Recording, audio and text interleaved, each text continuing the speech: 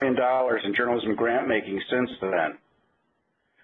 We have focused in recent years on youth journalism, mid-career training, and First Amendment programs. Our vision is that if we invest in programs that improve content, build audience understanding of news, and protect press freedoms, we'll have a more active and informed participation in the civic life of our communities. But we're here today to discuss news literacy.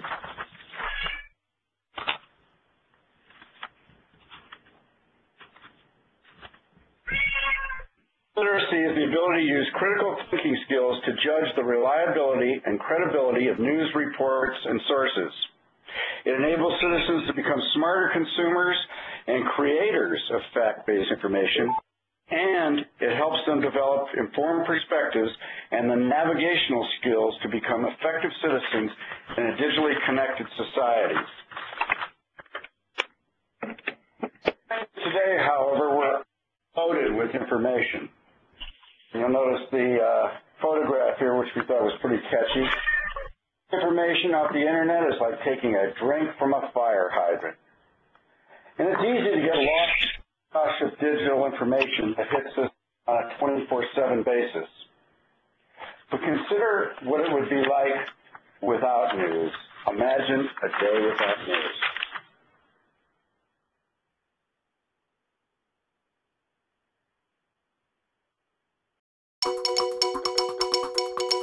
Imagine your day without news.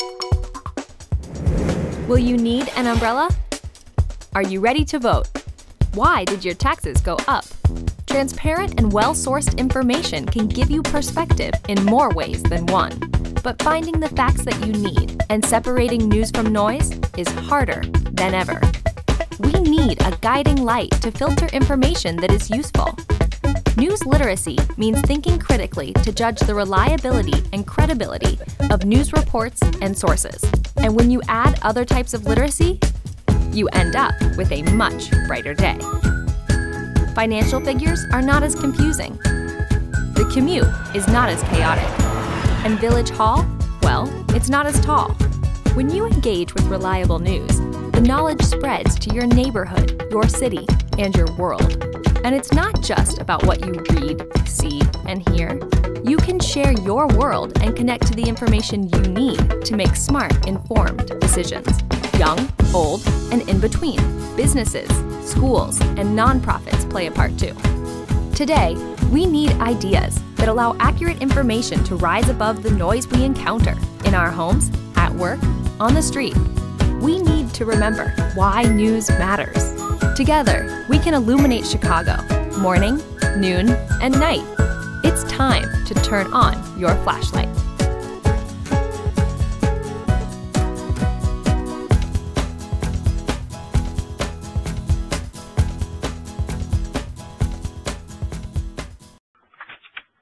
I hope all of you were able to hear the volume on that piece. It was produced for us by Carrie Porter of Medill and Patch.com.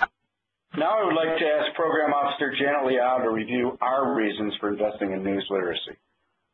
Good afternoon, everybody. Before we get into the details of why news matters, I would like to provide a little bit of context about our theory of change.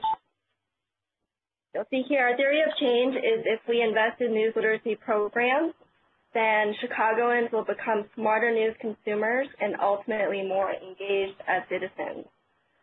Ultimately, we imagine a city where hundreds of thousands of Chicagoans of all ages and backgrounds are engaged in a variety of activities that enable them to access quality news and connect with the information that they need to become more active in their communities. So the goal of the Why News Matters initiative, which is a 3-year, $6 million grant-making program, is to build upon the strong news literacy youth and teacher training programs that have been the core of our programming since 2009. Now, in addition to our youth work, we hope to expand the initiative to engage broader audiences in the Chicago area. Our goal then is to significantly expand news literacy efforts throughout Chicago, and this is where you come in as media organizations, high school teachers, universities, 2-year colleges, community organizations, we seek to do is to expand news literacy to new audiences, and to do that we need partnerships with organizations that have expertise working with our target audiences, which include youth, adults, and seniors.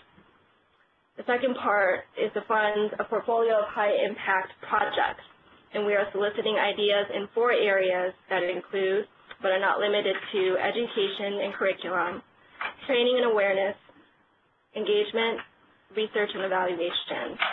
In just one second, Mark Hallett, our Senior Program Officer, is going to go into more detail for each one of these sections.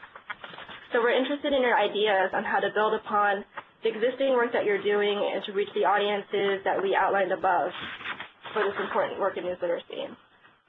Now, Program Officer Mark Hallett will delve into the examples of news literacy work or potential funding areas.